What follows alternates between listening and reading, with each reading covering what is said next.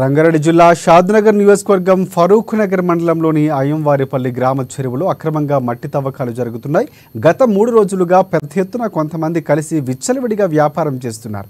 ఇక ఈ వ్యవహారంలో అడిగిన నాదుడే కరువయ్యారంటూ స్థానికులు ఆరోపిస్తున్నారు.